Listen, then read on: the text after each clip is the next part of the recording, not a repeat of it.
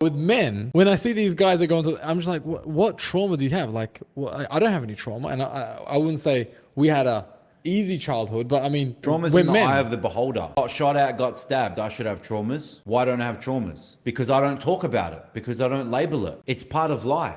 If you give it a label, if you call it a trauma, it's a trauma. You see what I'm saying? The same thing could happen to you and one person would just not label it as a trauma. Correct. For example, we're going to box afterwards. We're going to spar. They're going to beat me up, pros. Now, if that was another dude in that ring, he would leave afterwards traumatic because he got beaten up. For me, it's just training. It's your perception that matters. So you give it a label. You go to a victimhood group where feeling empathetic for you and your traumas because they're all, trauma babies.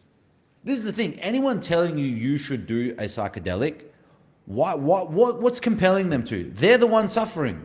Bro, so many psychologists and psychiatrists are sufferers themselves. They have their own therapists. Why would you even get into that industry anyway? You see what I'm saying? When people talk about something, usually when people talk about happiness non-stop, it's because they're unhappy. It's the people that just nonchalantly go through life and don't even discuss the topic. They're the happy ones. Think about what cope is. It's someone constantly trying to, what's the word? Is it project? Project. Yeah.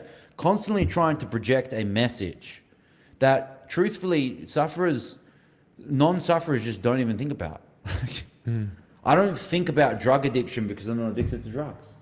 You know, they've done a study about people that were directly impacted with 9/11. I think I've told you this before. Do you remember me telling you this? People that they've got friends that died, they've seen the building that died, they were in the building, whatever. 20 years later, the ones that didn't seek free counseling are doing much better than the people that were doing counseling because it's top of the mind. They keep talking about it. And these guys that in Bali, they go around in the mountains and they yell and they laugh and stuff like that. They've chosen to take that trauma. Of course. They've chosen it. And if you don't talk about it, you didn't go through it. They're like, you don't know what I went through. Bro, I've got zero trauma. And we left Iran when I was 5, broke, came to Australia, blah, blah, blah. Like, zero trauma. Any other person would be like, oh, I had to leave a war talk because of the story that they're painting for themselves. Anyways, I want to finish this because you should see. This is exactly what your dad said. Watch this. Ibogaine, because it's so important, and experienced an 80 to 90% reduction in symptoms of depression and anxiety within 1 month. Can I have some, please? I'll take some. I'll take whatever it takes. He went on to say, that was a short clip. He went on to say, I just worked, right? It's called Let's see if I can. Yeah, well, you haven't been, very prepared for today's stream, so maybe bring it up next time. Well, the audience is watching us, and you're looking for something. That works too. Okay, watch this. 1 month. Can I have some, please? I'll take some. Stay busy enough. Maybe that works too. That's what I do. 2024 study from Stanford University. Agree. What your dad said, basically. I'm too busy to be depressed. When you're busy, you're not going to get into other vices. You just won't. Like, you're not going to be able to be a competent president on meth. It's not possible. Yeah. You know what I'm saying? Yeah. So even if you did something here and there, the dose and frequency just wouldn't be at a level where your life would just come falling down. I stand behind it, bro. Sleep well, exercise, don't take drugs, don't drink ever. The problem is people listening, they want to listen to other people that want to give them a reason to continue to do the other shit, and I won't. They feel good about themselves when they quit meth and then they start smoking cigarettes and drinking. I'm like, bro, what? Yeah. And then they feel good about themselves when they get off some drug and now they're on some SSRI, as if it's any better. No. I went out to dinner last night because remember when I found out we had anemia, you said, what can you remove? What can you remove? Right? And that stayed with me. And last night I had dinner. We had a friend of ours that was here from Dubai and they had a little table at some restaurant. And then everyone was starting to drink. I had zero drink, by the way. And I removed. And then afterwards, like, yeah, where are we going? We're going to Bella. Blah, blah. Okay, cool. Everyone's like, order and grab. Yeah, I'll see you guys there. I went straight to home. I was in bed by 10:30. And I was like, this is the right thing to do. Remove it. Also, by the way, regarding anemia, there's something I wanted to tell you. Beef liver is like medicine. I know. That's why I eat it. When I have beef liver at night, I wake up in the morning and I've got energy. There's a lot of B vitamins in there. There's a lot of everything in there. There's even a little bit of vitamin C in beef liver. Which helps digestion. Everything in beef liver is nature's multivitamin. It's disgusting though. For me, it's not. For some people, yes, it's. What do you mean it's not disgusting? You eat it like barbecue, Yeah, I like no it. issues. Yeah, I like it. Some people don't like it. A lot of people don't like it, I could say. Next time you go to Reload, do you eat at Reload? They've got beef liver on the menu.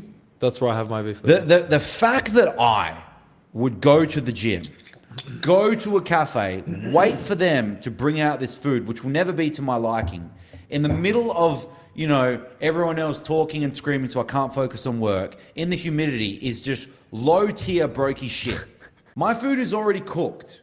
It's fuel for the day. I don't waste any time like, let's go to this little cafe and then wait. Like, oh no, it's okay. It's okay that the spices aren't on there today. It's all right. No, I don't eat out. Very, very, very rarely. There's no time for it. There's no time for it. We did a gym session at Reload, and I said to you, yeah, okay, I'll see you later. I'm going to go downstairs and work. And you're like, oh, you're one of those people that works in public, is it? Gets nothing done. They work in. Why do you work in public, bro? It's loud. It's noisy. There's people coming up to you. You're not in a flow state. None of the great builders are working at Reload in the humidity next to the pool with all of those distractions. No one. Where do you get your beef liver from? From the butcher. And then the maids cook it and it's already prepared in the morning. In Bali. Yes. So there's a butcher here that you know. Yeah, good. yeah. Delivers to the house or you pick it up? Delivers to the house. No way. Yep. Vac sealed in the portions that I need them. Now I 30 hear. grams a day. It's like that much. So you have beef liver every day? Every day. I hear that taking beef liver raw is the best way of doing it, and then dicing it in little pieces and then putting it in your smoothie so you don't even taste it. That would be disgusting. What smoothie? I don't have smoothies. Well, you don't even taste it. I don't have smoothies. It's a little thing. You got to give me that butcher's name, by the way. Yeah, I will after. So yeah, what can you remove from your lifestyle is the thing. And going back to drugs, remove drugs. Remove everything that the risk far outweighs the reward. And if you have a vice, don't burn the candle from both ends. So for example, I have a vice. It's excessive caloric consumption. That's my one vice. So at the end of the day, maybe I have a pizza after the training and the work and everything. But because the risk of that pizza, that not outweighing the reward, it's okay for me to do. There are just some things you can't do a little bit of. You can't just do a bit of fentanyl every night. You can't compare a pizza to fentanyl. A lot of people often do. They compare sugar to cocaine. I'm like, bro, what the fuck are you talking about? Sugar compared to cocaine. You can have sugar and have it benefit your workout. You can't just have a little cocaine. Every amount of it is neurotoxic. It's the same with caffeine. I'm fully aware that having 150 cups is not good for you. But having 5, 6, even 10 cups a day is not even in the same conversation as having a little bit of meth. What that drug does to you globally speaking. There are just some things that you have to completely remove. And I even put alcohol in that bucket. There's no just 1 or 2 drinks. 1 or 2 drinks, wrecks sleep, wrecks normal sleep architecture. It's out. It's a zero. So there's very few things that you can really add in as a vice that are just not too damaging, and they also have the potential benefit. Because remember, there's always the benefit of drinking. The socialization aspect, lower inhibitions, the bonding amongst friends. Same with the marijuana, you enjoy the TV show, the whatever. But the risk doesn't outweigh the reward. I'm going to share a tweet, and you've seen this tweet before by somebody that we both respect, Pavel Durov. You know what I'm about to say. What do you say? If you want to reach your full potential and maintain clarity of the mind, stay away from addictive substances. My success and health comes from 20 years plus of abstaining from alcohol, tobacco, coffee, pills, and illegal drugs. Short-term pleasure isn't worth your future. Solid advice. Top G. Solid advice. I can't say that having caffeine and nicotine is a net positive. I will call it neutral for me. I can't say it's a net positive. And the dose has to be controlled for me. Nicotine especially. With caffeine, very little elevations in heart rate and change of state. The tolerance for me with my genetics or whatever with caffeine is great, but nicotine, I can easily overdo it. I'm at the point now where I'm not having a cigar every day. It's like half a cigar every second day. Yeah, nicotine does wreck my sleep as well. Too much of it. I went through a phase, bro. 2 cigars a day, it's too much. And you have it early in the morning, right? Not at night. No, I'll have it in the evening, but it depends on the size of the cigar and also at least 4 hours before bed. Yeah, You know, okay. no Got it. close to bed stuff. No, Got it. that will wreck my sleep. Even half a cigar. Got it. What's on your mind, Daniel? What's going on? On my mind, well, today or yesterday, the UAE caught a terrorist group linked to Iran, the Islamic Republic of Iran. I made a reel about it. I just posted about an hour ago. As always with these low-tier terrorists, they all have two things in common. They're fat and ugly. Women likely ignore them all their life. Before they became terrorists, they were getting ignored by women. That's why they became terrorists. They found something in their religion because they're suffering, you know?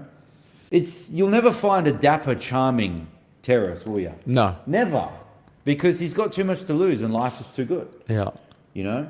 That's why all the pedos are these fat old guys who are just fucking weirdo looking. Like, that's why pedos are those guys. Because they don't have attention from young women. So they have to go to, you know, children who are easier for them to manipulate, like actual kids. And the reason I have to say actual kids, because a lot of people, as we discussed last time, think pedophilia is like a 17-year-old. That's not pedophilia, bro. I'm talking about a kid, like a 7-year-old. Yeah. Yeah. You know, I did a podcast with Chris Voss, who's an FBI director. He's the face of the FBI when it comes to terrorism.